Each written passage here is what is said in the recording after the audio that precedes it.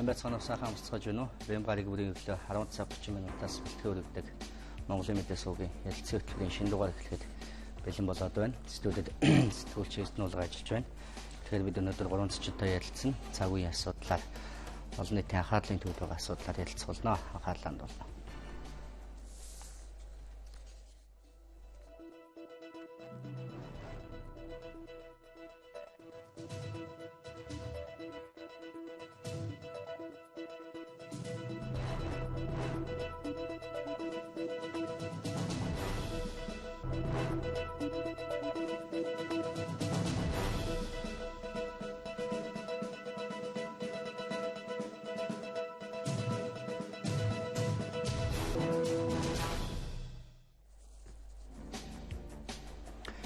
Тэгэхээр юуны өмнө өчигдөр орой за Монголын улс төрд бас голлох байсуур эзэлдэг хоёр том намын 2016 оны улсын хурлд өсөлдөх хүмүүсийн нэрс за намын дээжтний байгууллагаараа тодорлоо. За энэ бол олон нийтийн хувьд бол анхаарал татсан сэдв байханд амжиггүй. За тийм болохоор би бас эхнийхээ зочингийн сэдвтээ уялдуулж арчсан намын ерөнхий нарийн бичгийн дарга Эрхэн баярыг ураад байна. Таны өглөөний мэнд хүргэе. За баярлалаа, өглөөний мэнд хүргэе. За тэгэхээр үндсийн зөвлөлтөх орооноос өчигдөр 2016 онд улсын хурлд нэр дэвших арчсан намаас нэр дэвших 76 гишүүнийг тодрууллаа. За нөгөө талд ч гэсэн ардын намын нэр дэвшигчтэй тодрууллаа, баг худлаараа тодрууллаа. За танаа намын хувьд ер нь энэ баг худал хэрхэн болж ирнэ вэ? За олон нийтийн хувьд бас анхаарлын төвдлөл л да. Хэн дэвших бол, хэн шинээр орж ирэх бол, хэн болох бол, хэнийг нь болиулах бол ч гэх юм уу те. За өчигдөр бол нөгөө Монгол улсын сонгуулийн тухай хуулинд зааснаар намууд өөрийнхөө эрх үхий байгууллагаар нэр дэвшигчдээ тодруулах хамгийн сүүлийн өдөр байсан. Тэгээ энэ өдөр нь бол 12 цагтаа багтаж хийгдэх ёстой. Тэгээ өчигдөр манай үндэсний зөвлөлт хорооны хурал амжилттай хуралдаж 76 нэр дэвшигчээ тодрууллаа. Тэгээ энэ тодруулах үйл явц дээр бас нэг одоо онцлог зүйл бол энэ жил нийт 76 гишүүний нэр дэвшигчдийн 20% нь заавал эмэгтэйчүүд байх хэвээр. Тийм ээ. Ийм байсан. За нэр дэвшигчид бол мэдээж хэрэг энэ жилийнх бол бас нэг онцлог нь бол бүх тойрог тусвараар 76 гишүүнтэй байгаа. Тойрог тусвараар байгаа гишүүдийн дотор бол манайх бол бас залуучуудаа нэлээх дэмжиж түлхүү орууллаа. Залуучууд маань залуу халаагаан бэлдэх, за мөн одоо уламжлалаа хадгалах энэ процессыг бол бүгдийг одоо тааруулж ингэж эмэгтэйчүүдийн квотыг бас яг одоо хуульд нийцүүлж ингэж одоо нэр дэвшүүлэх үйл ажиллагаа явж чадлаа гэж ингэж ойлгож болно. Хэдэн эмэгтэй гишүүн? 16. Тий. 16 эмэгтэй. 20% нь бол 16 болж байгаа. Тийм учраас 16 хүнийг нэр дэвшүүлсэн. Тий. Зүгээр яг уу зарим иргэд бол өчтөр орой шууд амжуулалтын үеэр Монголын мэдээ сувг бас газар дээрс нь үзүүлээд байсан талаар бас мэдээлэл авсан баг. Зүгээр мдээгүй өнөө өглөө босч байгаа хүмүүсийн хувьд бол за нөгөө офшор данстай холбогдсон хүмүүс яагаа бол гэдэг тийм асуулт тавих нь зөв байх л та. За офшор дансны тухай асуудал бол баяр цэг төвшин дээр гарч ирсэн. Тэгээ энэ би бол офшор данстай хариуцлага хүлээсэн. Тэрнээсээс асуудал байхгүй.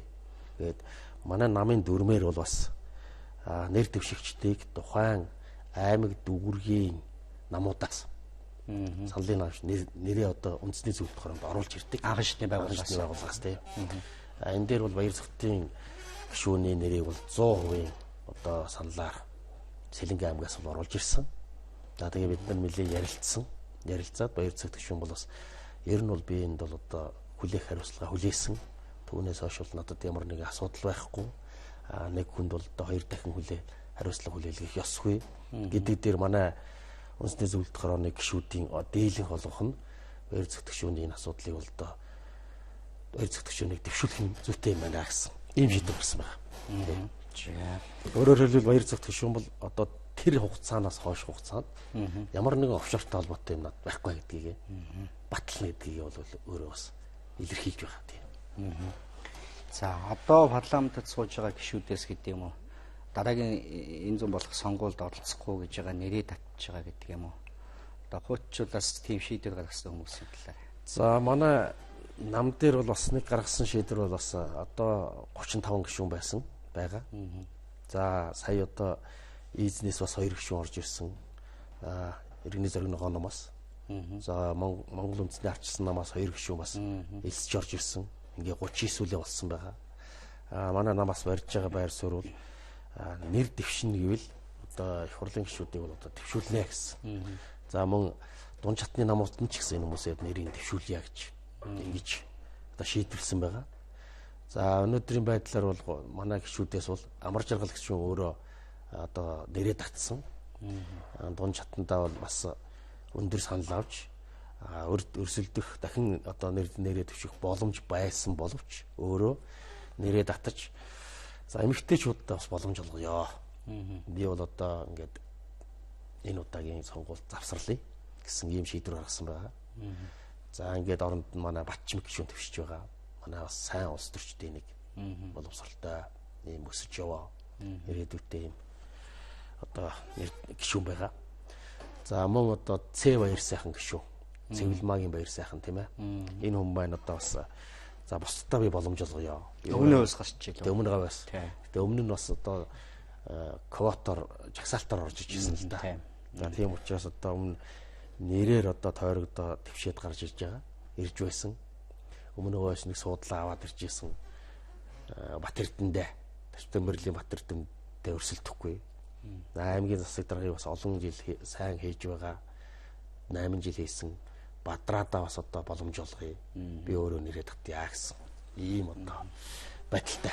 За бусад гишүүд бол ерөнхийдөө бол бүгдөө твшсэн гэж хэлж болно. За залуучуудын хувьд за яг хөө залуучууд бол намынхаа анх шатны байгууллага дээр иргэдтэйгээ бас тулж ажиллаад шинээр орж ирж байгаа залуучууд олон байгаа. Зүгээр ер нь нам бас үзэх хэрэгээрээ тодорхой шалгуур юм тавьж гин. Залуучуудын энэ жилийн нэг өнгө онцлог. За энэ жил бол залуучууд бол их түлхүү орж ирсэн. Ийм одоо онцлогтой сонгуул болж ийн арчсан намын хувьд. Нийт нэр дэвшигчдийн одоо 25% 76-аас. Өмнө нь нэг ч удаа их хурлд нэр дэвшиж байгаагүй. Ийм хүмүүс байна. За түүний дотор бол залуучууд бол их олноор орж ирлээ. Тухайлах юм бол одоо манай хан уул дүүргийн засаг дарга ган хуйг нэр дэвшиж байна хан уул дүүргтэй. Одоо залуу хүн одоо 40 хүрээгүй юм шүү дээ. Тэ чин болд байна. Сонгон хайрын дүүргийн засаг дарга 4 жил хийсэн. Ган хуйг нь 8 жил хийчихэд байгаа маа. Тэ. За манай хуульч Баянзүрх буюу Баянгол дүүргийн засаг дарга Оросоос нэр дэвшлээ. За манай Сүхбаатар аймгийн засаг дарга Батсуур маань нэр дэвшиж байна. За Говь Сумбар Дорногов аймгийн иргэдийн хурлын дарга Ганбаатар гэж одоо залуу нэр дэвшиж байна. За Өвөр хангайд манай Дэмчиг гэж залууд нэр дэвшиж байгаа. За Увсад манай Тесо компани группийн ерөнхийлөгч Цогтгэрл байна. Чинээр одоо улс төрд бас ингээ хөл тавьж байна. За Чингэлтэй дүүрэгд бас манай залуучуудын нэг Эрдэнэ болгон чамтай адилхан нэртэй юм байна тийм. Эрдэнэ болгон Дэцэд байсан Эрдэнэ болгон нэр дэвшиж байна. За манай Сонгон хайрхан дүүрэгд Хөдрбаатар нэр дэвшиж байна. Юу хин Магна. Хинтий Хөдрбаатар хан уул дүүрэгд бас дэд сайд байсан Байгалмаа. Гэх мэтийн олон одоо залуучууд одоо нэр дэвшээд байна. Баян онгоц зүгээр Олимпиад төвшин баяр нэр дэвшижсэн. Олон нийт бас янз бүрээр харж байгаа шиг байна. Нөгөө талд бас өчтөрөөрөө харж ирсэн. Төв аймагт Дархаа ураг Сүхбаатарт бас нэр дэвшиж байгаа юм байна тий. За бас ингээд бөхчүүдийн төлөөлөлд орж ирээд за ер нь бол янз бүрээр л олон нийт дүгнжээс цаажил байна л та. Яг монголчууд ч бас одоо бөхтөө спорт одоо тэр тусмаа манай үндэсний бөх гэдэг бол бүх хөлбөмбөг бүгдөө одоо барьцээлчүүд одоо дэндүү сайн тийм хоббитэй байдаг шиг мөхөө мэддгүү монгол хүн гэж алга. За дээр нь урлаг спортынханд бол дэлхийд даяараа л одоо бас ийм асуудлууд бол зөндөл байдаг юм байна шүү дээ. Тэр бол манайд бас нэг жишг болоод эхэлж гин гэж хэлж болохоор байна да. 2008 оноос эхлээл тийм ээ. Тэрний үргэлжлэл явж байна. Тэнд бол буруу юм алга бас их танигдсан улсууд байгаа. Хамгийн гол нь танигдсан гэдэг давуу тал дээр нь өөрөө зөв байх л ёстой л доо хүмүүс маань тий. Тэгэхээр төвшин баяр маань бол бас найдлага алдгүй найдлагын төвшин баяр гэж бас ярьдаг шүү дээ, тийм ээ. За.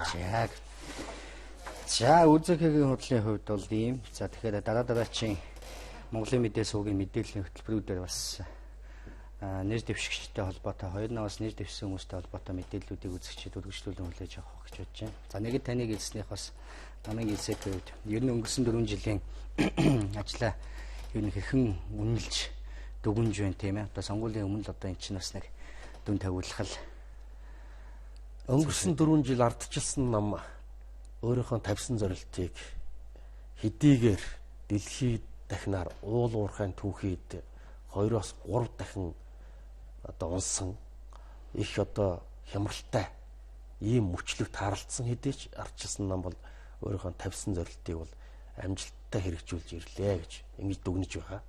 Их бүтээн байгуулалтуудыг хийж чадлаа. Хийсэн 20 он хүртэл хийх ёстой ажлуудынхаа суур эхлэлүүдийг бол үндсэнд нь бол тавьчлаа гэж ингэж дүгнэж байгаа. За хэр засаглаж чадав? За ер нь ард түмэн бүгдөө мэдж байгаа да. 1996-аас 2000 онд бид засгалж байсан. Өндөө бол засгийн газар 4 удаа солигдож байсан. 4 удаа нэг яамны сайд босгод өөрчлөгдөж байсан. Тэр үедээ харьцуулах юм бол бид бол бас төлөвшжээ. Нас өдрийн хүч гэсэн нэлээд тогтож иржээ. Засаг бол одоо тоогоор үзэх юм бол 2 дахин доктортой л 2 удаа засаг солигдсон байна. Өмнөх нь 4 удаа солигдсон байна. Энэ үед хооронд бол хийж бүтээсэн юмар бол илүү их засаглаж чадсан. Бидэнд бас цааш та анхаарах алдаа дутагдлууд бол бас нэлээд байгаагаа бид нар дотор ярилцсан. Хүний нөөцөө сайн бэлтгэх, хариуцлагыг чангатгах, тийм ээ. Энэ эдийн засгийн суур хөлүүдээ өөрчлөх. Энд дэр бас нэлээд томоохон өөрчлөлтүүдийг бас хийсэн л дээ. Тухайлах юм бол эдийн засгийн ил тод байдлын хууль гэдэг бол одоо өнөөдөр бол хүмүүс сайн мэдрэхгүй боловч энэ бол нөгөө Сэдэнбал дарга хэлсэн байдаг шүү дээ. Нэгдэлч хөдөлгөөн ялна гэдэг бол ардын хувьсгалтай энэ тэнцүү үйл явдал болсон юм ба гэж. Тэрнтэй адилхан ардчилсан хувьсгалтай тэнцгээр тийм том суур хуулийг бол эдийн засгаа эрүүлжүүлэхэд бид нар баталж чадсан. Энэ эдийн засгийн ил тод байдлын тухай хууль гэдэг бол одоо 10 жилийн дараа ихэд Монгол улсын түүхэнд бол ер нь алтан үсгээр бичигдэнэ гэж ингэж ойлгож байна. За мөн одоо бас энэ хүнд хэцүү үед бид нар ингээд хямралыг харчаад бүх юм ингээд нэг Оросын холбооны улсын тэтгэмж байхгүй болсон 90 онтой л адилхан л. Нэг өдөр л нефт гэдэг чинь тэгэл энэ ашигт малтмал нүүрс жилдээ 35 сая тонныг гаргаж ирсэн бол одоо 5 сая өртлөө 6 дахин унлаа шүү дээ. Тэр хэмжээгээр бүх юм 6 нөгөө үржигдэх коэффициентээрээ бол 60 дахин унсан. Ийм хүнд нөхцөл бид нар бас зүгээр гараа хамхаад илгэндээ тэрвэрээд суулсангүй. Бид Чингис Бондыг босгож энэ хямралтай үеийг одоо ангайд сууж биш сөрж давж чадлаа гэж ингэж хэлж болохоор. Чингис Бонд бол бас цаагүй бас танаа үйл ажиллагаатай холбогдож тайлбарлагдах хойч үеч гэсэн тэгж тайлбарлагдах л байх. Янз бүрээр л хэлэгдэх зүйл л байх л да. За таавал энийг ер нь юу гэж харж байгаа. За хямралыг гатлан гаргахад бол зөв гас шийдэл байсан л гэж тайлбарлаж байна тийм үү. Тэгэхээс өөр аргагүй, өөр гарц бол байхгүй. Бид нар хэрвээ Чингис Бондыг босгоогүй. Энэ уул уурхайн баялагын одоо их зутгаж орж ирж ирсэн юмнууд байхгүй болцсон. Энэ үед зүгээр ингээ суугаад ирсэн бол ер нь мөнгөгүй хүн юу ч хийж чаддгүй шүү дээ. Тэгээ зээлээ аваад хөдөлгөөд Чингис Бонд хэрвээ байгаагүй бол өнөөдөр энэ 88 мянган орон сууц байхгүй. Айлууд нь орцсон. Ипотекийн зээлийн асуудал. Энэ одоо 4000 км зам байхгүй. Энэ орон нутгийн хөгжүүлэх сан. За энэ дэд үтэс. Энэ 3 дугаар цахилгаан станц, 4 дугаар цахилгаан станц. Энэ Улаанбаатар хотын замын уулзрууд 1300 гаруй үйлдвэр аж ахуйн нэгжид олгосон зээл түүгээр бүтээн байгуулагдсан энэ эдийн засгийг олон тулгуурт эдийн засгийн хөгжлийнхөө эхлэлийг Чингис Бондор бас тавьчихсан. Ийм одоо маш чухал түүхэн үйл явдал болсон л доо. Бид харин хямралтай үед тэгээ энэ байгааг бол энэ бүх бүтээн байгуулалт хийгдэхгүй. Хийгдэхгүй болохоор яах вэ? Цалин байхгүй, орлого байхгүй. Бүр асуудал бол маш хүндрэхээр ийм л байдал Тэгээ бид нэр энэ Чингис самурай боондор бол бий болгож чадлаа. Бас нэг том ололт бол бас хүн болгон, иргэн болгон үндэсний үйлдвэрлэлээ дэмжиж, баялаг бүтээгчдэд дэмжиж, өөрөө өөрсдийнхөө үйлдвэрлэлийг дэмжиж байтал улс орон хөгждөг юм байна гэдэг ийм юм бол төрийн тэргүүнээс эхлээд жирийн иргэн хүртэл толгойд нь бас орж ирж байгаа нь бол их том дэвшил юм байна. Энийг бид нэ бас хийж чадсан гэж ойлгож байна. За хэдийгээс санхүү эдийн засгийн дэлхийн нийтэд нүүдэлсэн хямралтай он жилүүдийн мөчлөг таасан ч гэсэн тодорхой гарч шийдэл болж энэ бүтээн байгуулалтыг таагаад өргөжлүүлсэн гэж ярьж байна. За зүгээр улс төрийн давцанд гэдэг юм уу? Арчсан нам гэдэг нэг юм цул зүйл. За Монголын төрийг барьж байгаа хоёр гол хүчний нэг нь гэдэг утгаараа бас хэр ер нь төлөвшөж, хэр нэгдэж, хэр ойлголцож за энэ хөл дараа гарч ирэхдээ бол энэ фракцгүй болгоно. Одоо нэгдмэл ийм нам болно гэдэг ойлголтыг л нэлээ зарчмаа болгож тавьж ирсэн шүү дээ. Манай нам төлөвшсөн нь бол саяны үндэсний зөвлөлт хорооны нэр дэвшүүлэлтээр бас харагдаж байна. Бас нэлээ олон хүмүүс бас одоо ингээд шахацалдаад байхад өөрснөө бас нэрээ татчихж байна. Тий. Сая жишээлх юм бол одоо нэг эмэгтэй квот ч юм уу одоо хүнд байдалд орж ягаад манай одоо хөгшүү зантаа бат ирэхэд за би болжоо үли. Тэгээд нэрээ татчихлаа. Өөрөө бол юунасаа гараад ирсэн хүн шүү дээ. Анхан шатнасаа. Хэмтээ иймэрхүү асуудлууд. Тэгээд энэ асуудалд хандж байгаа хандлагууд бол бас нэлээд одоо бас төлөвших шинжтэй байна. Гэхдээ бид нэр ер нь залуучуудаа зүгээр манай нам танаа нам гэхээсээ илүү их оронч болгох, илүү тэр үзэл бодлолд нь үзэл санааг нь одоо хүлээн зөвшөөрсөн тэр тохиолдолд тэр намд элсүүлэх. Намд элсүүлнэ гэдэг бол бас нэг их хүн болгоныг одоо батлах тараадаг тэр үе бол бас өнгөрцөн байна шүү дээ. Энэ бол бас нэг төлөвшлийн нэг хэлбэр. Монгол улс бол урагшаал яваад байна гэж ойлгож байгаа. Би өөрөө бас анхан шатны дунд шатны намын дарга байхдаа мянган хүнийг одоо батлах огоол элсүүлээл одоо коморн ингээл тийм ээ. Ийм үйл явдлууд энэ жилүүдэд ерөөсө болсонгүй. Хүн ч одоо бас яг ингээл батлах аваал ингээд байдаг юм бол бас гайгүй болж. Тэгэхээр энэ улс төрийн төлөвшил алхмаар нийгэм өөрөө урагшаа яваалаа гэж ингэж ойлгож байгаа. Ер нь бүх юм бол одоо сайн сайхан тийш явж байгаа шүү дээ. Бид бол бас хямралыг бол ер нь үндсэндээ амжилттай давчлаа. Одоо бид нар хугарлын зэг гэж байдаг бол энэ хямралтай үе сая өчигдрийн сонин медиан дээр гарсан байлээ. Нүүрсний үн жоох өндөж ийн гэж. Өнгөрсөн жил бид нар 5,000 тонныг саяг экспортлсон бол энэ 4 сард 7.2 сая тонныг экспортлсон байна. Энэ экспорт бол одоо ингэ явна. Дандаа ийм байхгүй. Бид нар энэ үеэ бол одоо харьцангуй хохирол багттайгаар бас давчиж байгаа. Хүмүүс маань ч гэсэн одоо улс төр гэдгийг ойлгож эхэлж байна. Тийм учраас улс төрийн төлөвшлийг бол би ганцхан нам гэхээсээ илүү бүх намууд дээр бас энэ төлөвшлүүд явж эхэлж байна. Улс төрд одоо шинээр орж ирж яхад ямар хуу байдгүй нөгөө хүний чинь бол одоо шууд уулын бугыг хараад унсан морой хаяч гэдэг юм. Тандгүй болохоос таньдаж өтгөр дээрч гэдэг юм уу. Тэгэл хүмүүс өөрснөө л одоо тэр хинэн танигдахаараа яаж танигдсан гэдгийг дүгнсэн байгаа шүү дээ. Тэгэл энэ сонгуулиуд бол жилээс жилд манай ард түмэн иргэдийг бол бас сургаж байна л гэж ойлгож байгаа. Би зүгээр ягаад энийг лавлах гэхээр 96-аас 2000 онд засгаа 4 удаа сольсон. За та бол амжилттай гэж байна. Энийг бол нэг дахин болуулсан. Нөгөө зүгээр жишээ тоогоор хэлэхэд зүгээр л наацхан. За нэг л удаа ингэсэн гэдэг чинь. Бас магадгүй тий илүү төлөвшөж байгаа тийм хандлага байхад гэж бодож байна л да. Яг ингээд нэр дэвшилт ингээд явагдаж байгаа энэ үед бол за манай фракц тэдэн говод энэ дээр тэр бас нөгөө нэг нүдэлтэй нь ажиглагдах болов уу гэж явах имзэглэж харж байлаа л да. Тэгэл одоо юу эндээс л хэр төлөвшсөн бол хэр бас харьцангуйгаар фракц гэхээсээ илүү одоо хин гарах нь зүв бэ? Хин илүү одоо магадлалтай вэ?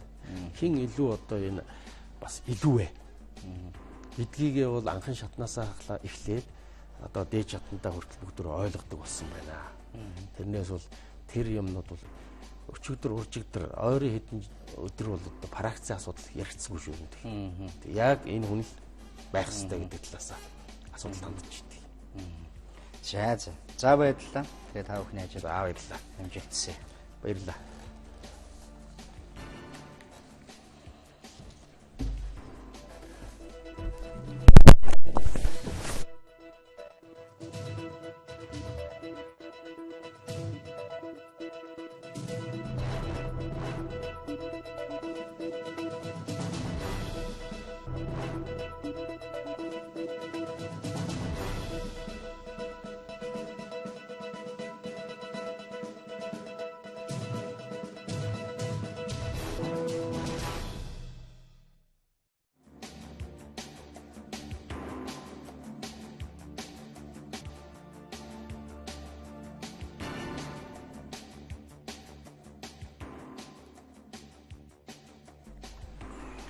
За студид дараагийн манд чи хөдөлсөн байна. Өнгөрч байгаа энэ 7 хоногт за энэ удаагийн парламентын бүрийн эрхийн хугацаанд ажилласан за улсын их худал завсарласан. За гэхдээ улсын их худлын даргын захирамжаар болын төр завсарласан. За хүндэтгэлийн хаалтын худалдааныг 6 сарын сүүлээр бол хийх бах. За гэхдээ үндсэндээ бол энэ удаагийн бүрийн эрхийн хугацаанд улсын их худал бас тодорхой ажлуудыг хийж за үндсэн ажлаа бол дуусгалаа гэж ойлгож болох юм. За үүнтэй холбогдуулаад бид улсын их худлын төрийн байгуулалтын байнгын орон дарга Бакег студидтэй барьж за өнгөрч байгаа 4 жилд бас их худлаас хэрхэн ямар гол хуулиудыг батлан гаргасан. Энэ нь бас нийгмийн амьдралын суурь харилцаануудыг хэрхэн зохицуулсан бэ гэдэг чиглэлээр тайлбар авахар ураад байна. Танд өглөөний мэнд хүргэе.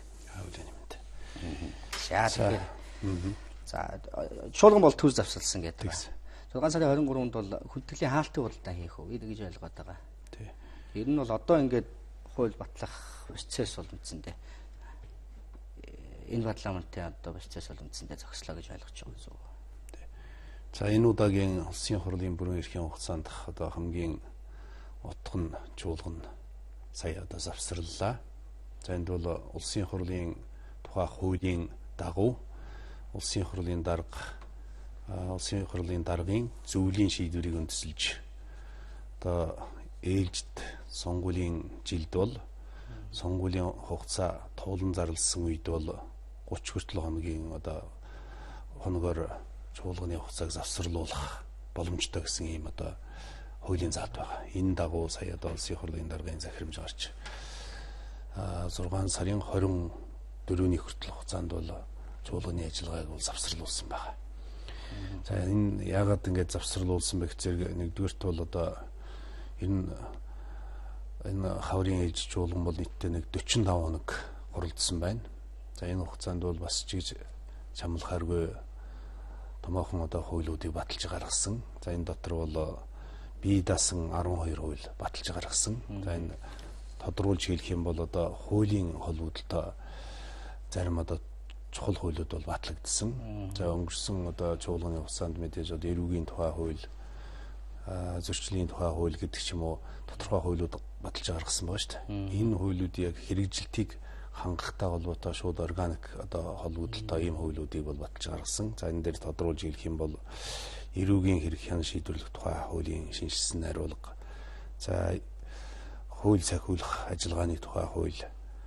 За мөн одоо шүүхийн шийдвэр гүйцэтгэх тухай хууль, шүүхийн шийдвэр гүйцэтгэх тухай хуулийг дагаж мөрдөх журмын тухай хууль гэх мэт прокурорын байгууллагын тухай хууль гэдэг.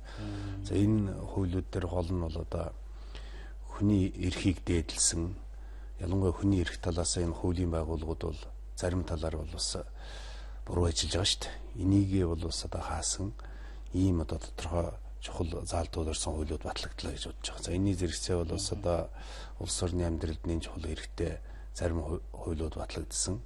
За энд бол органик хүнсний тухай хууль, эмнэлгийн тусламж үйлчилгээний тухай хууль, за мөн одоо хог хаягдлын тухай хууль гэх мэт. За бие даасан ийм одоо 12 хуулиас гадна за одоо нэмэлт өөрчлөлт оруулсан хуулиуд бас батлагдсан. За энд бол 98 хууль дээр бол нэмэлт өөрчлөлт оруулсан байна. Энэ дотор бол боловсролын тухай хууль. За Монгол Улсын одоо их хурлын чуулганы хуралдааны дэгийн тухай хууль, эрүүл мэндийн тухай хууль, сонгуулийн тухай хуульд нэмэлт өөрчлөлт оруулах тухай хууль гэх мэтэр. За дээр нь бол улсын хурлын одоо тогтоол гэхэд 20-ыг баталсан байна. За тэгтээ цаана нь бол одоо өргөм мэдүүлэгдээд хилцүүлгийн шатанд байгаа 105 хууль байж байгаа. За энэ дотор бол бүр одоо эцсийн хэлцүүлгийн шатанд орцсон хуйлууч байна. Анхны хэлцүүлгээ хийцэн хуйлууч байна. За өргөн мэдүүлэгдсэн бол бас хилцэгдэж эхлэегүй бас хуйлууд байна. Энэ дотор бол нэг 60 гаруй хууль байна л да. За тэгэхээр энэ ямар ч гэсэн сонгуулийн одоо хугацаа тунд өгсөн ийм үед бол бас одоо сонгуулийн улсын хурлын үйл ажиллагаанд бас зарим талаар бол бас бэрхшээл учирсан л да. Юу гэх зэрэг гишүүдийн эрс бол төдийлөн хангалттай биш байсан.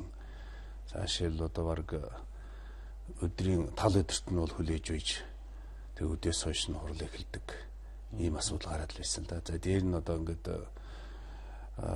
нэр дэвших ажиллагаа хуулийн дагуу явагдаж байгаа учраас энэ бол бас зайлшгүй одоо ингээд хурлаа цаг хугацаалдаад авах төвхтэй болсон л да. Тийм учраас ийм шийдвэр гарсан баг гэж бодож байгаа. Одоо ингээд талаар нь хэлээ 105% өргөн баригдсан байгаа гэж байна. Энэ одоо ингээд дараагийн парламентлоо ингээд шилжээд явдггүй. Яг норм журмаараа яадаг юм бэ? Өргөн баригдсан бол одоо тэр чинь тухайлбал ерөнхийлөгчөөс ч гэдэг юм засгийн газраас их хурлын гишүүний өргөн байсан хууль байгаа шүү дээ. За тэр өргөн байсан субъект нөөцлөлтөө гэхэд дараагийн парламентаар хилцэгдэх үндслэл энэ нь бол яадаг юм бэ?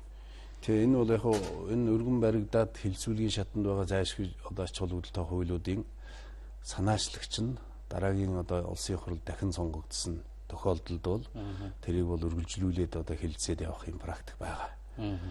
Хэрвээ одоо ингэ санаачлагч нь дахин сонгогдоогүй тийм байхгүй тохиолдолд бол тухайн одоо хуулийн ач холбогдлыг харгалзаж хагаад дахин одоо өргөн мэдүүлж байж хилцэх юм асуудал байгаа л да.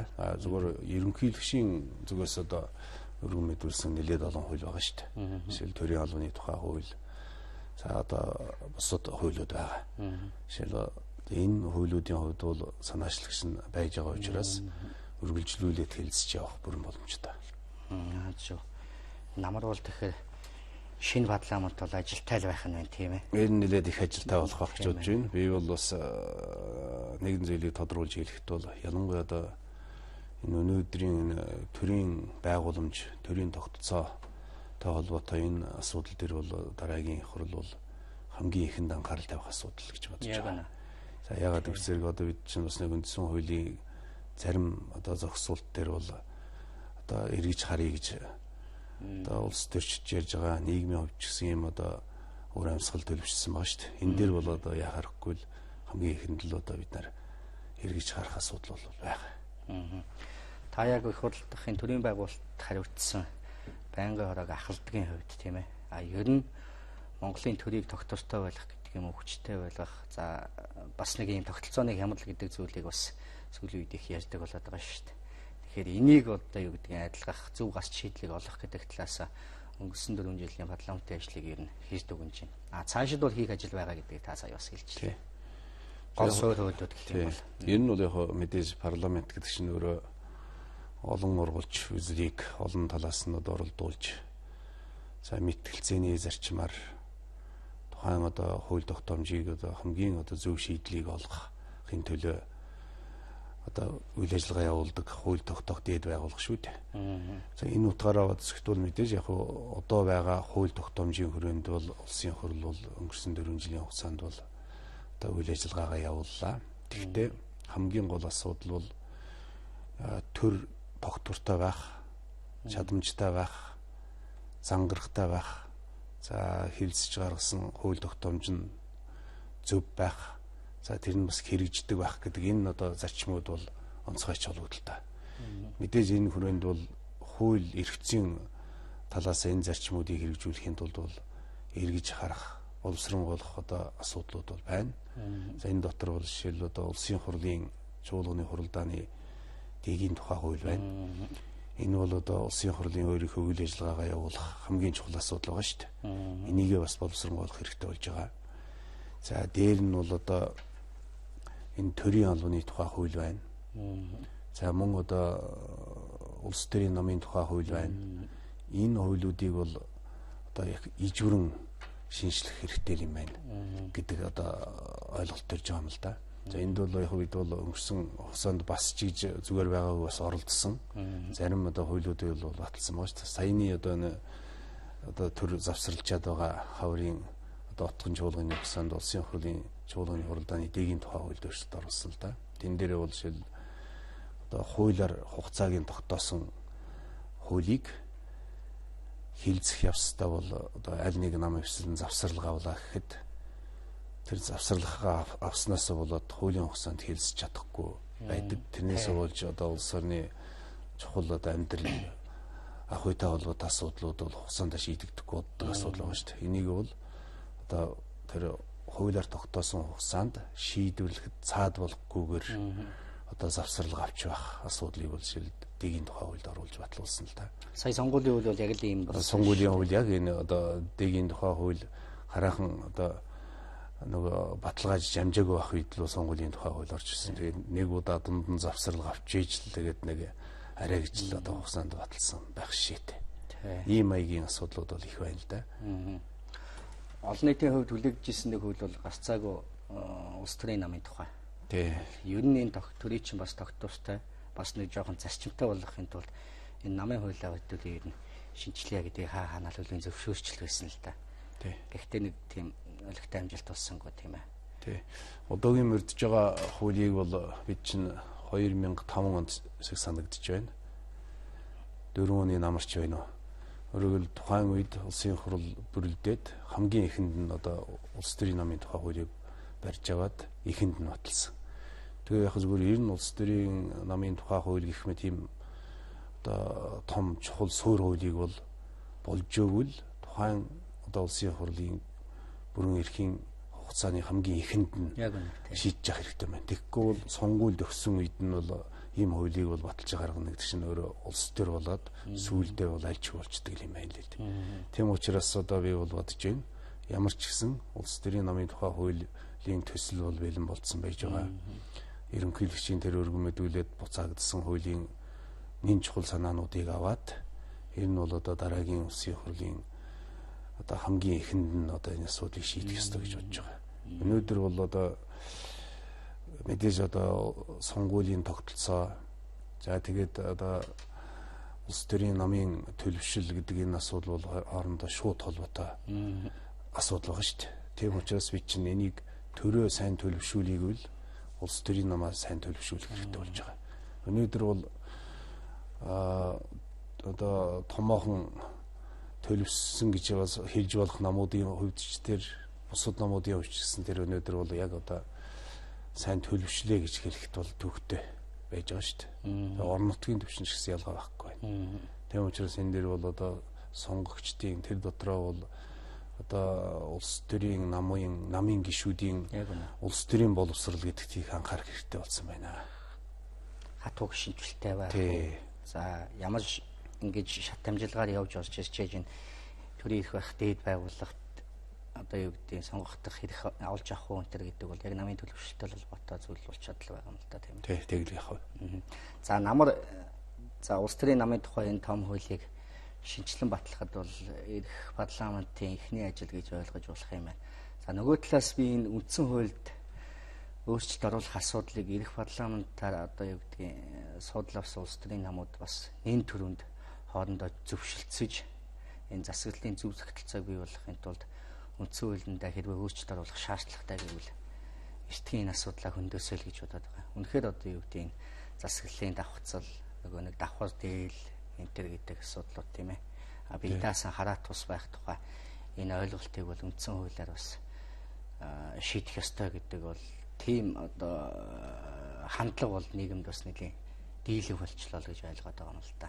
Энэ бол нийгэмд бол зайлшгүй одоо шийдэх ёстой олон асуудал биш ч гэсэн цөөн тооны асуудлыг бол шийдэх ёстой гэсэн ийм одоо уур амьсгал бол төлөвшсөн байгаа. Тийм учраас одоо өнгөрсөн энэ хугацаанд бид чинь бас ард нийтийн санал асуулгын тухай хуульд өөрчлөлт оруулаад баталлаа шүү дээ. Тэгэхээр одоо үндсэн хуульд өөрчлөлт оруулах асуудлыг бол мэдээж ард түмнээс асуухгүйгээр хизээ шийдэж болохгүй. Ард түмнээс асуух хууль эрх зүйн орчин нь бол тодорхой болчлоо. Одоо уг нь бол болж өгвөл одоо улсын хурлын сонгуулийн үед бол энэ ард нийтийн санал асуулга явуулж болох боломж байсан. Гэхдээ одоо бол цаг хугацаа том тулдсан учраас боломжгүй болчлоо.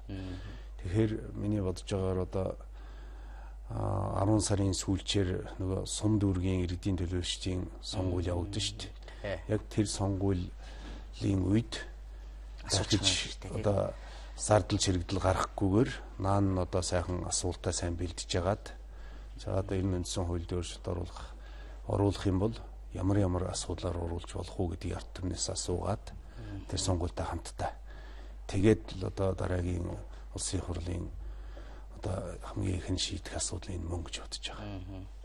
Хэрвээ ард түмнээс эхлээд ард түмнээс асуухын тулд эхлээд бас шинэ парламент зөвшөөрлөл хийх хэрэгтэй болох байх. Мэдээж. Энэ дээр бол одоо дараагийн голлоо хоёр өвчин л тохиолдох байх.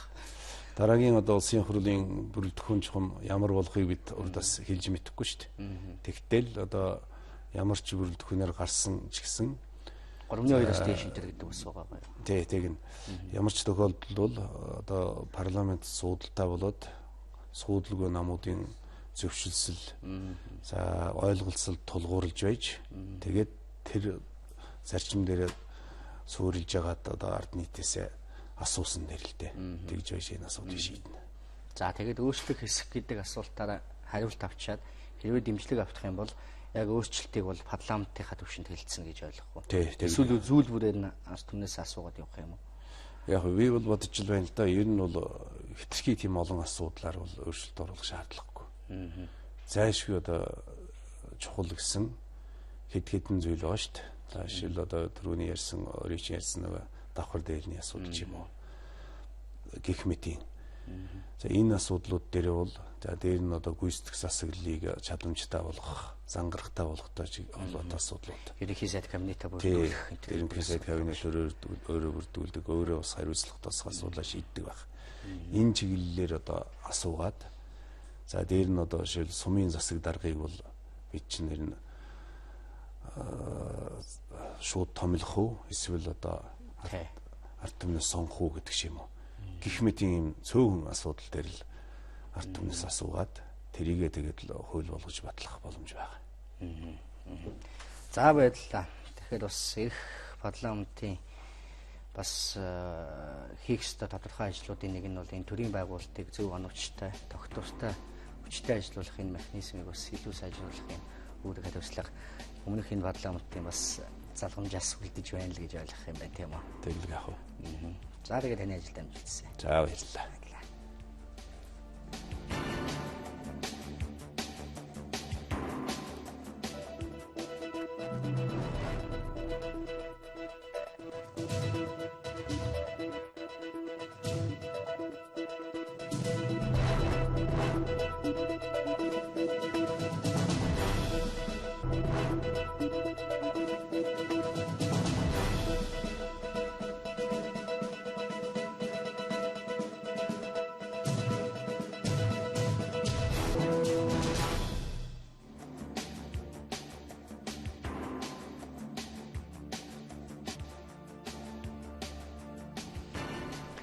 Студид дараагийн мандчин хөдөлцөө ирээд байна. За нийслэлийн засаг даргын санхүү эрхэлсэн бодлогч Батата бид за өнгөрч байгаа 4 жилд Улаанбаатар хотод томоохон хөрөнгө оруулалт болоод санхүү төсвийн асуудлыг хэрхэн шийдэж ирсэн, энэ бүтээн байгуулалтын ажлуудын хөрөнгө мөнгөний асуудлыг хэрхэн зохицуулж ирсэн талаар ярилцахаар төлөвлөд байна. Танд өглөөний мэнд хүргэе. Баярлалаа. Өглөөний мэнд хүргэе. За хотын бүтээн байгуулалт бол иргэд бол мэдж байгаа. Гарт баригдаж нүдэнд үзэгдэх байгаа. Зүгээр янз бүрийн ойлголт бол гадуур байдаг. Энэ хөрөнгө оруулалтыг хэрхэн яаж шийддэг? За бондын хөрөнгөнөөс тодорхой санхүүжилт гарсан байдаг. Ер нь бас ингэж хот өөрөө ингэж өөрийгөө хөгжүүлэх, хөрөнгө оруулалтаа хийх, цаашаа бас ингэж биетэйгээ заавал улсын төсөв харахгүйгээр яваад байх юм боломж байд юм биш үү ч гэдэг юм уу тийм ээ. Янз бүрийн асуултууд байгаа бах. Энэ дээр бас танаас хариулт авъя гэж бодлоо л да. За. Ер нь улсын төсвөөс дэмжлэг авахгүйгээр явхад хэцүү л дээ. Боломж байхгүй. Дахиад нэг 4-5 жилийн дараа бол орлогын хөөсрийг сайн нэмэгдүүлж чадах юм бол татварын одоо орлогыг нэмэгдүүлж чадах юм бол хот бол бие даах тэр боломжийг одоо бий болгох болцоотой гэж харагдаж байгаа. Ер нь бол улсын төсвийн хөрөнгө оруулалт бол хотод оруулж байгаа хөрөнгө оруулалтын нэг 70-80% нь бол байгаа шүү дээ. Тийм. Энэ улс бол өөрөө мэдээж сургууль, эмнэлэг, цэцэрлэг гэдэг томоохон инженерийн шугам сүлжээ гэдэг энэ ажлууд бол улс хөрөнгө оруулалт хийхгүй бол хот бол дангаараа ажиллах болцоо муутай л да. За татвруудын тоо нийт төдлийг нэмнэ гэхээр юу гэж болох вэ? Одоо бас иргэдийн дунд нэг тийм шүүмжил байдаг. За хотын татвартай болсон автомашин, агаар бохирдол тусны татвар, замын татвар гэл ер нь татврын төдлүүд бол нэмэгдээл байгаа гэдэг тийм бас шүүмжилж бухимдалж байдаг тийм эднэстэй за тайлбар өгөөч. Ер нь энэ иргэдэлтэй хийж дарамттай байдیں۔ За нөгөө талд энэ хотын бүтээн байгуулалт хөрөнгө оруулалтын ажиглалтыг шийдэхэд ер нь хэр нэмэлттэй санхүүжилт болж чаддаг юм. Ер нь сүүлийн жилүүдэд татврын нэр төрөл бол ер нь их өсөөгүй шүү дээ. Зөвхөн хотын татвар гэдэг одоо борлуулалтын 1% татвар тийм ээ тодорхой худалдааны төрлүүдээр л тавигдсан шүү дээ. Тэрнээс бусад татвар бол энэ огт өөрчлөгдөөгүй. Харин ч эсэргээр одоо арчис намаас 4-10 гэдэг хөтөлбөрийг татварын одоо орчныг бий болох хөтөлбөрийг гаргаснаар ингээд ерөөсө татварын өөрийнх нь орчин бол нэг 10% зэрэг байжсан. За энэ бол одоо дэлхийн хэмжээнд бол бага татвартай орно шүү дээ. За Европын орнуудтай харьцуулахад бол 40, 50, 60% татвар төлж байна шүү дээ. Нийт орлогынхоо. Гэтэл бол бид нэр одоо бүх татваруудыг нийлүүлэхэд нэг 10, за 17, 8% төрнө шүү дээ. Тэрнээс илүү татвар байхгүй. За хотын татварын хувьд бол бас онцлог. Ер нь дэлхийд дахина хөгжиж байгаа хот бол заавал татвартай байгаа юм. Өөр хэд хэдэн төрлийн татвартай. А бид бол зөвхөн одоо арх тамхи тэгээ илүү шинэ одоо нэмэгдэл үйлчилгээндээ тийм ээ ресторан, бар, зочид буудалд бол одоо 1% татвар тавьж байгаа шүү дээ. Тэгээ энэ бол одоо хотынхоо бүтээн байгуулалтанд зориулагдсан ийм л татвар. Энэ татварыг бол иргэд бол дэмжиж талархаж хүлээж авч байгаа гэж бид харж байгаа шүү дээ. Тэрнээс энэ татварыг бол эсэргүүцээд одоо цүйд болсон юм бол байхгүй л байна л да. Хотын дэвсүүд хэр нэмэр болох вэ? Ойролцоогоор одоо эдэн дээр хөрөнгөлөлтөд төлөвлөснөөр бид нэг 12-3 тэрбум төгрөг орно гэж тооцож байгаа юм. За одоогийн байдлаар 1.5 тэрбум төгрөг орчоод байна. Бид нийт одоо хотын татвар төлөгчдийнхээ нэг 30 орчим хувийг нь дөнгөж одоо бүртгэлжүүлж чадаад байна. Өшөө 70%-ийг нь бүртгэлжүүлэх юм бол бид нэр оны төгсгөл рүү бол нэг 10 орчим тэрбум төгрөгийн татвар бол авах уу гэж бодож байна. Энэ бол одоо хотын төсвийн бол нэг за одоо 2% ч юм болох юм да. 1.8 2% л орчим болно шүү. За хотын татвараас бусад өөр хуучин байсан татварын нэр төрлүүд гэдэг юм уу? Яг хот өөрөө санхүүжилт босгож олж чаддаг тийм хөрөнгийн их өсвөр ер нь хэд орчим байдгийг. Та улсын төсөвтөө ингээ харьцуулаад байж дэмжлэг авдаг нь хэд байдгийг. Өөрсдөө бол ер нь биднээс тийм. Нэг сони юм ярил л да. Одоо дэлхийд дахинд эдийн засгийн хямрал нүүрлээд за энэ бол манай Монгол улсын татврын орлогод бол хүчтэй нөлөөлж штэ. Улс одоо өөрийнхөө татварын орлогыг бүрдүүлэх гэж ер нь бол нэлээд одоо хүндхэн байдалтай байна. Сангийн яам бол их зовж जैन ч гэдэг юм тийм ээ. А хотын хувьд бол тийм проблем үүсээгүй штэ. Сонирхолтой бол хот бол өнгөрсөн жишээлбэл 4 жилд өөрийнхөө татврын орлогоо бүрэн биелүүлсэн. Төлөвлөсөн хөрөнгө оруулалтын ажлаа бүрэн хийж одоо санхүүжүүлсэн байх жишээ. А хотын татврын орлого нь юунаас бүрддэг юм бэ гэхээр нэг тогтоосон тодорхой татваруудаас бүрдэж байгаа юм. Одоо жишээлбэл улсын татвар бол аж ахуйн нэгжийн орлогоос авч байна тийм ээ. Аж ахуйн нэгж үйл ажиллагаа явуулж чадахгүй бол тэр татвар тасаад байна. А гэтэл хотын татвар яадаг вэ гэхээр хүн амын орлогын албан татвар. Одоо энэ бол та бидний цалингаас автоматар авч байгаа 10% биш үү? За энэ байх жишээтэй. Дээр нь одоо газар ашигласны одоо хураамж төлбөр тийм ээ. Одоо байгаль орчны ус ашигласны ч гэдэг юм уу авто зам ашигласны автомашины гэдэг ийм тогтоосон татварууд байдаг байхгүй юу. Эннийхээ хураалтыг сайжруулад ингээд яваад байхад бол эннийхээ нөгөө хүрээг суурийг нэмээд яваад байхад бол хотын татвар бол тасрахгүй байгаад боломжтой. А бид нар яг энэ чиглэл рүү л ажилласан. Тийм учраас бид нар хотын татварын төлөөг бол биелүүлсэн байна.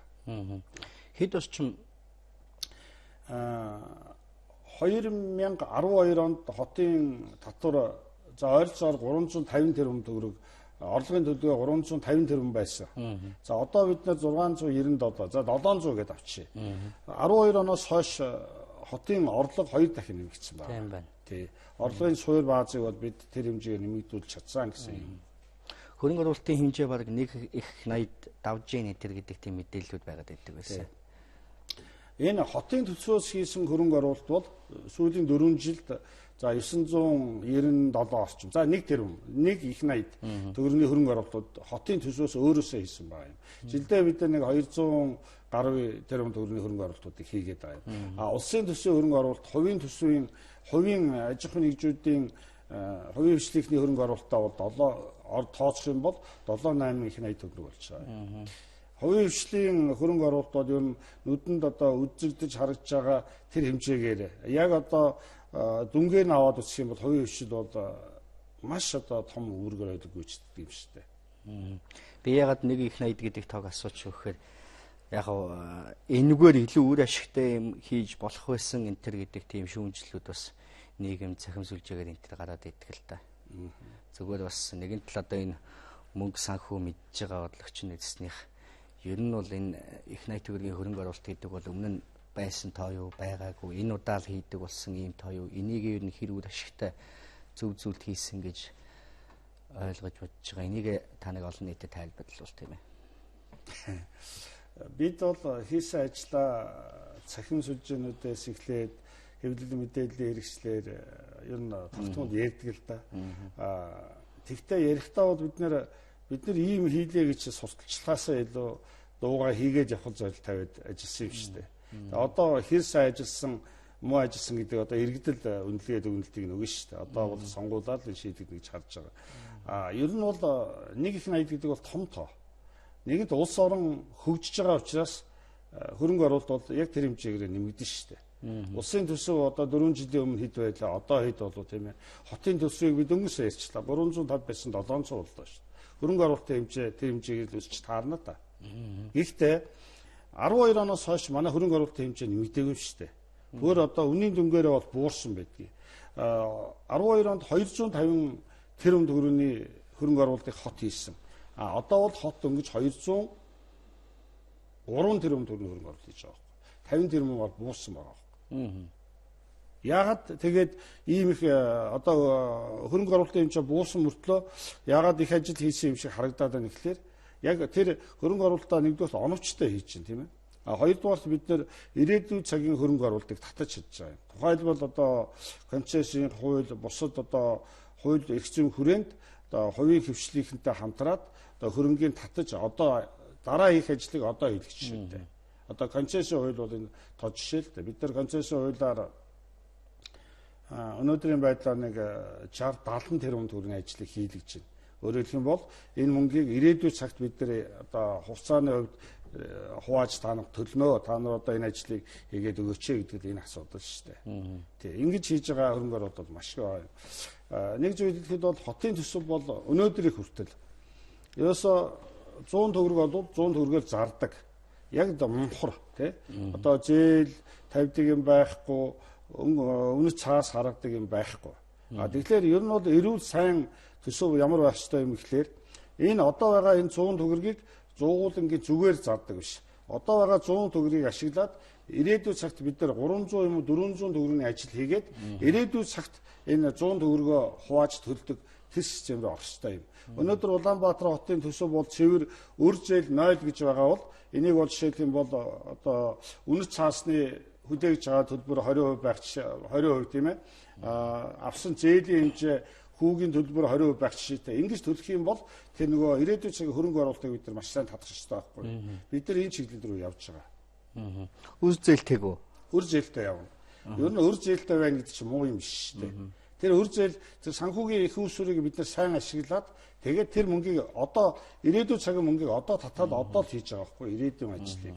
Тэгээд мөнгийг хуваагаад төлөөд явна гэсэн үг шүү дээ. Зүгээр нийслэлийн хөрөнгө оруулалт дээр төсөв зарцуулалт дээр бас нэг ачаа өрүүлэх гээд нэг жоохон маргаан гараад байсан санагдаад байна. Тэр чи 2 жилийн өмнө энэ нийслэлд ажиллаж байгаа эмч нар багш нарын бас цалингийн сангийн эндээс үрдүүлэх тухайч л нэг тийм маргаан гараад байсан санагдаад байна. Ер нь энэ төсөв зарцуулалтын дээр ер нь хэр ачаалтай байд юм бэ хотын төсөв? Хотын төсөв бол хүрэлцээтэй байна.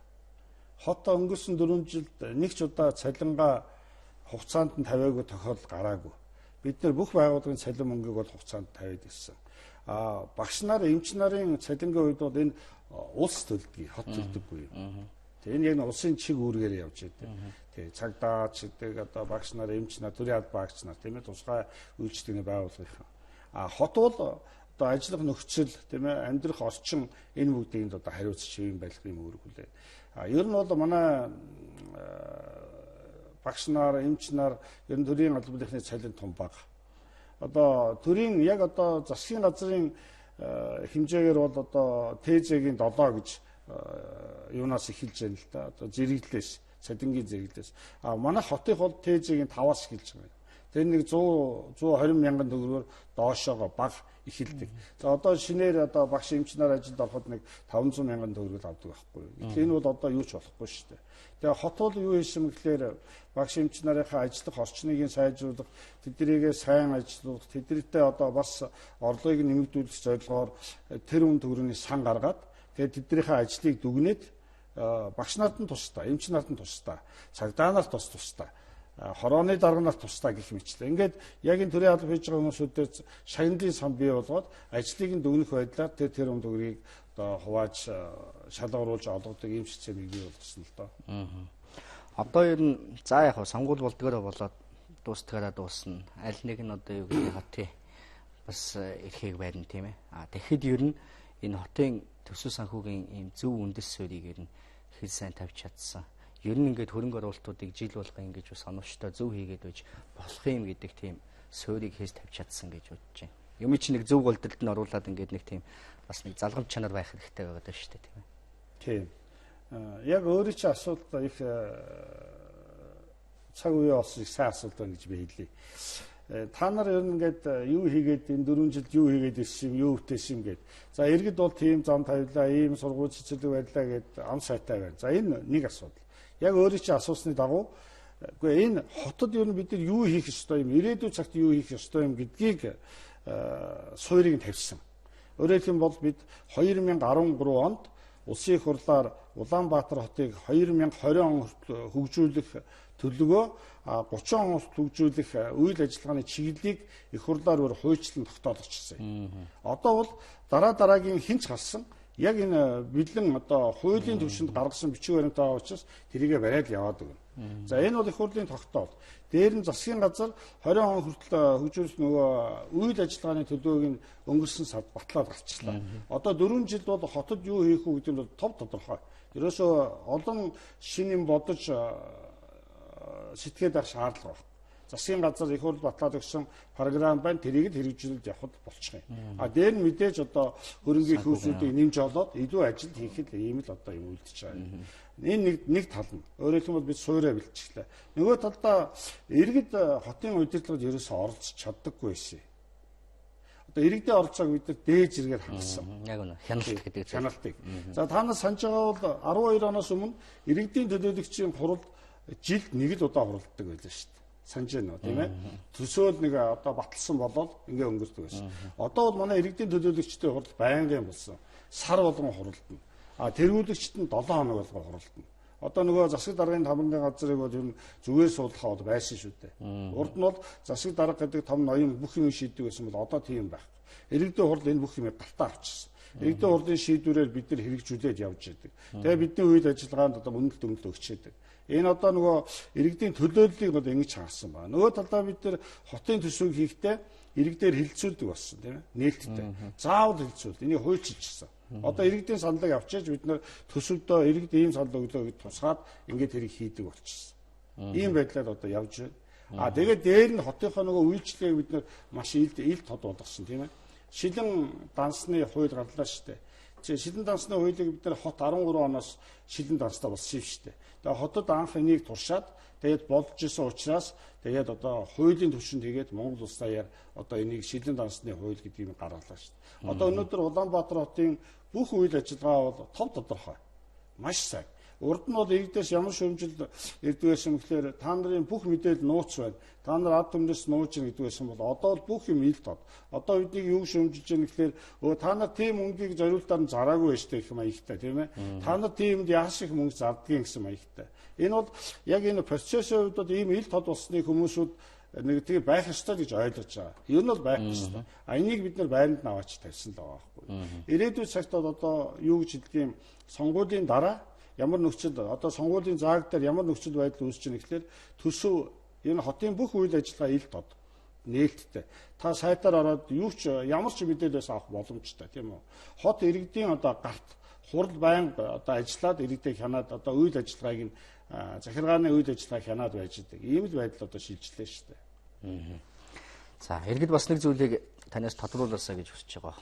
Сайн ашиг гэдэг хөтөлбөр засгийн газрын төвшөнд бас хэрэгжүүлэх үүрэг чиглэл өгөөд хот бас энийг газар хэрэгжүүлэх, ер нь гэр оролдлыг өөрчлөх бас нэг тийм одоо юу гэдэг сэжим гол арга хэмжээ нь бол энэ байж магадгүй болчиход байна л да. Зөвхөн энэний санхүүжилт хөрөнгө оруулалт нь хэр одоо юу гэдгийг зөв ийм тогтолцоогоор явж чадах юм. Ер нь ингээд бас ингээд сонгуул дуусчихаар болчих юм биш үү энэ гэдэг тийм зүйл бас иргэд тавиад байдаг л та. Тийм. Яг энэ яг сүүлийн асуултан дээр засгийн газар солигчуд болчихсон биш үү гэдэг дээр тэгвэл энэ ажлыг хийж байгаа засгийн газраас сонгох хэрэгтэй шүү дээ юм биз дээ. Тэгээ өргөжлүүлсэн тул ер нь бол сайн хашаа хөтөлбөр бол маш сайн хөтөлбөр. Энэ бол иргэдийн талархлыг маш хүлээж байгаа. Та нар санаж аваад 2 жилийн өмнө бид нар орон сууцыг хөгжүүлэх хөтөлбөрийг хот баталж гаргасан шүү дээ. Тэрнийхээ дагуу одоо нэг гэр хорооллын дахин төлөвлөлтийг явуулж байна тийм ээ. Өөрөөр хэлэх юм бол гэр хорооллыг буулгаад оронд нь орон сууц барих. Яг энэ манай энэ хөтөлбөрийн дотор яг нөгөө гэр хорооллын дахин төлөвлөлтөнд дотроо нөгөө амны орон сууцыг хөгжүүлэх хөтөлбөрийн зогсоод байсан.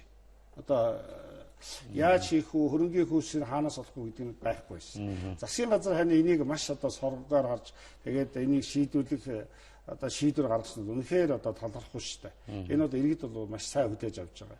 Энэ бол ерөөсөө хамгийн товчноор хэлэхэд бол одоо би одоо дахин төлөвлөлтийн орон сууцнд орохгүй бид тийм ээ бид бол орохгүй гэж байгаа хүмүүсүүд бол одоо сайхан байшинтай хүмүүс байж болно шүү дээ. Тэдний тэр байшин руу бидний инженерийн шугам сүлжээг оруулж өгөх тийм ээ ийм л одоо сайн төсөн шүү дээ. Тэгээд оруулахдаа зүгээр та нарт одоо нэг айл руу ингээд үндсэндээ ороход бол 10 орчим сая төгрөг болж байгаа юм. За энэ 10 орчим сая төгрөгөөр та нар зээл авчихаа. Бид нэр 5% моргжин зээл өгчээ удаан хугацаатай.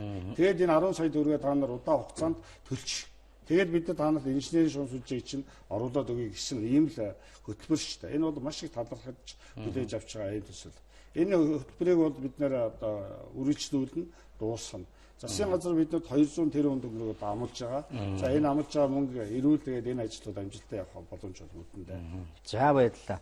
Зүгээр яслихаа төгсгөлд нэг зүйлийг лавлаа. Ер нь хот бол нэг юм одоо юу гэдгийг өмнө нь бол надад тийг санагдаад тэгс нэг айлын үүдэн зогсчод нэг чихэр гожтой төвөгт нэг санхүүжилт өгөөл улсын төсөв юм хялгаалвал нэг юм хийчмээс ч юм шиг. Одоо бол нэг одоо нэг тийм сэргэлэн өгч байгаа шүү дээ. Өөрөө бие дагаад юмаа хийж шамжуулчих болдгийн. Энэ тэр арга механизм гарц шийдлийн тэрийг олоод харчдаг. Тэгээд ер нь нэг юм хотын иргэн энтер гэсэн нэг тиймэрхүү имиж нь бас тогтож эхлэе юу да. Хот бас асуудал шийддэг. Би ч нэг Улаанбаатарын нэг бас нэг том хотын иргэн энтер гэдэг тийм үнэлэмж бас иргэдийн зөв сэтгэл жаахан сууж эхлээд байна уу да гэсэн ойлголт байгаад байгаа. Тийм баярлалаа. Сайхан асуулт. Бидний нэг хийж байгаа нэг томоохон нүдэнд харагдахгүй байгаа нэг томоохон зүйл бол бид нэг Улаанбаатар хотын дүрмтэй болгож байгаа юм. Одоо өмнө ямар байсан бэ гэхээр хөдөөнөөс нэг нөхөр орж ирэл гудамжинд нулимчаал, хогоо айчаал тийм ээ явдаг байлаа шүү дээ. Одоо бол тэрийг болоо замын хөдөлгөөний дүрм гэж байдгийг, замаар ингэж гардгийм гэдэг. Энэ бүгдийг бид нэр дүрм болгоод хотод мөрдөх юм дүрм болгож байгаа. Ирээдүйн цагт бид нэр одоо хотод орж ир суурьж байгаа иргэдийг яаж одоо бие авч явах вэ? Яаж хотын иргэн болох вэ гэдэг тэр одоо хэв загвар соёлыг нь тогтоож өгөх ийм ажлыг бол хийж байгаа. Энийг бол юу гэдэг юм одоо аажимдаа жигдхэн тайван гэдээ хийгээд явна л да. Яг одоо бол хот бол та нар анзаарч байгаа бол үнэхээр одоо иргэд бол удамжаар тийм ээ явган үний галцаар гардаг болж байна. Хог хаяхаа болж байна. Хогийг нь хаяах одоо хогийг гудамжид хаяулахгүй тулд одоо бид нар хэдэн мянган хогийн сав тавилаа шүү дээ. Тэгээ тэр бол ингээд байх ёстой зүйл. Тэгтээ урд нь байгаагүй л байхгүй тийм ээ. Урд нь бол хот гэж өөрийн үнэлэмж байдаггүй байлаа тийм ээ. Ерөөсөө засгийн газар их хурлын үүрэг даалгаврыг номхон зогсож аваад хүлээж авдаг ийм газар ш. Бид бол энэ бол тийм биш ээ. Энэ бол Улаанбаатар хотын иргэдийн хот. Тийм учраас Улаанбаатар хотын иргэн